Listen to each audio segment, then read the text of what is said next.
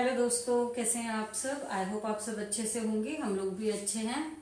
और आज के ब्लॉग की शुरुआत कर रही हूँ मैं आज दिन के 12:30 बजे से।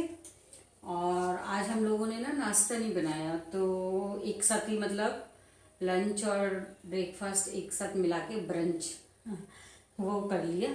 क्योंकि हस्बैंड जी को कहीं जाना था, 1:30 बजे तक वहाँ पहुँचना था उनको। तो फिर आजकल आपको पता ही है कि दिन कितने छोटे छोटे हो गए हैं। अब पहले नाश्ता बनाओ, फिर दिन का खाना बनाओ, तो पूरा दिन तो ऐसे किचन में ही चला जाता है।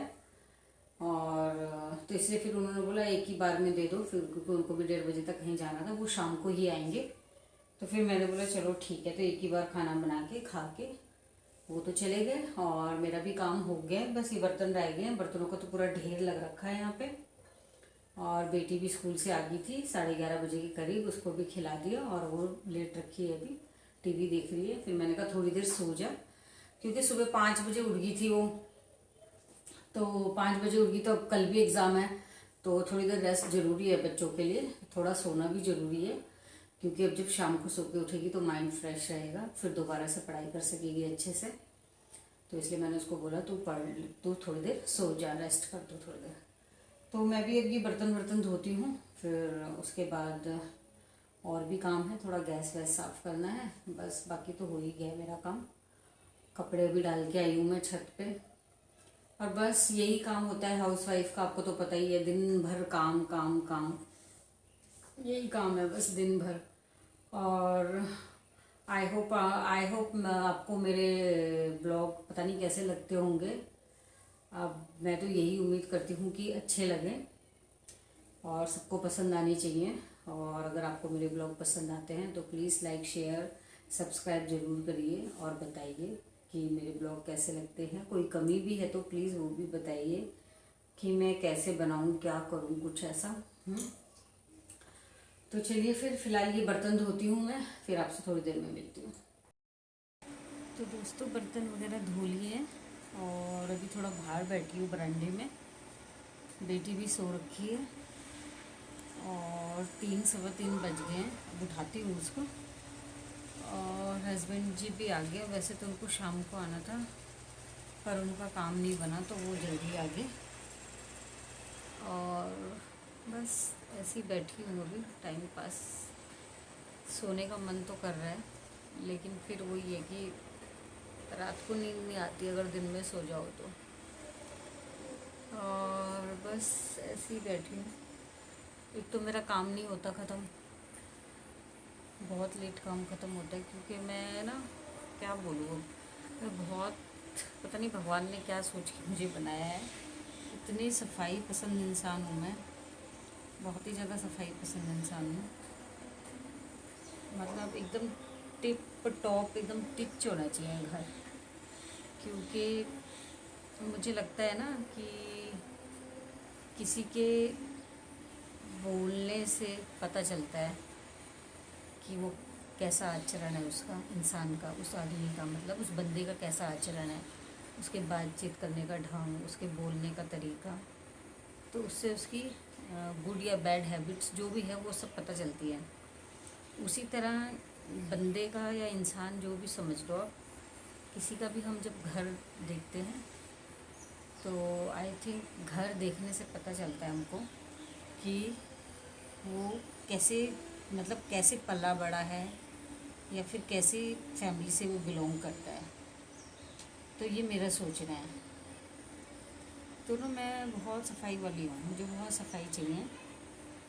फैला हुआ घर मुझे बिल्कुल पसंद नहीं है।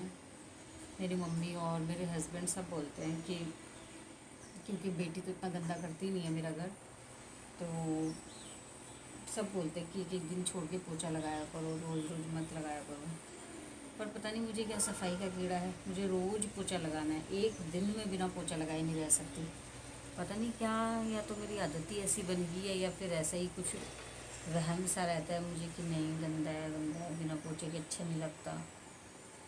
तो बस यही है, बस राम कहानी मेरी कह के, मतलब टोटल बात लास्ट में ही यही है कि मैं बिना सफाई के रह नहीं सकती। चलिए अब बेटी को उठाती हूँ, क्योंकि उसने बोला था 3 बजे उठा देना मम्मी मुझे, फिर वो पढ़ने बैठेगी। तो चलिए फिर उसको उठा देती हूँ, तो थोड़ी देर में उसको दूध दूँगी या चाय जो भी मांगेगी। तो दोस्तों शाम के 6 बज चुके हैं और अंधेरा हो गया है। सर्दियों के मौसम में तो ऐसे ही हो जाता है। और हो गई है, पूजा कर लिए। जय भगवान जी। कपड़े भी ले आई हूँ छत से। आज इसका स्कूल बैग भी धोया था, बहुत गंदा कर देती है। तो अभी दूसरा छोटा बैग ले जा रही है एग्ज़ाम के टाइम पे, क्योंकि बुक्स तो ले जानी नहीं होती, एक कॉपी वगैरह ले जाती है बस। तो अभी करती हूँ थोड़ी देर में इनको फोल्ड। अभी चाय तो पी ली हम लोगों ने, अब रात को देखते क्या बनेगा। आज तो भूख नहीं लग रही है, क्योंकि दिन में खाया था, बहुत ज़्यादा खा लिया मैंने, तो कुछ ज़्यादा ही खा लिया लग रहा। बिल्कुल मन ही नहीं कर, यहाँ तक कि चाय पीने का भी मन नहीं कर रहा था, बड़ी मुश्किल से पी। देखो रात हो गई है, बाहर ठंडा ठंडा हो रहा है, अच्छा लग रहा है।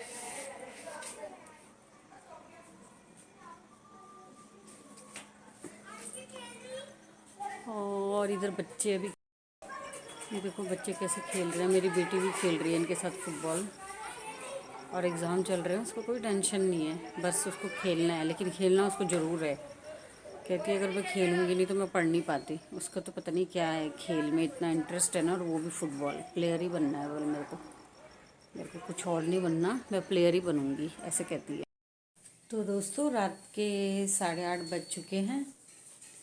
और सब्जी सुबह की रखी हुई थी, मतलब दिन की आलू मटर की सब्ज़ी रखी हुई थी।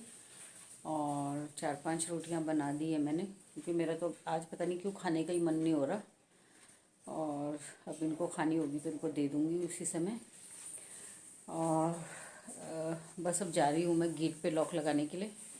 फिर मैं तो भाई बैठ जाऊँगी सच्चाई के अंदर, क्योंकि मैं नहीं रह सकती अभी। ठंड, मुझे ठंड भी बर्दाश्त नहीं होती है, बहुत ठंड हो रही है। 2-3 दिन से ना अचानक से ही पड़ी ठंड, नहीं तो इतनी ठंड नहीं थी देहरादून में, इतनी ठंड नहीं हो रही थी आजकल। अभी पता नहीं क्यों एकदम से हो गई है। अब नवंबर ख़त्म होने वाला है, दिसंबर शुरू होने वाला है, तो फिर इस वजह से भी हो सकता है। बस बेटी रानी की भी पढ़ाई हो गई है, अब वो टीवी देख रही है, खाना खा के सोएगी अब। तो फिर इसी के साथ मैं अपने ब्लॉग को एंड करती हूँ। आई होप आपको मेरा ब्लॉग पसंद आया होगा। तो पसंद आया होगा तो प्लीज़ लाइक शेयर सब्सक्राइब ज़रूर करिएगा। और मिलती हूँ मैं आपको फिर से कल नए ब्लॉग के साथ। तब तक के लिए thank you so much and bye.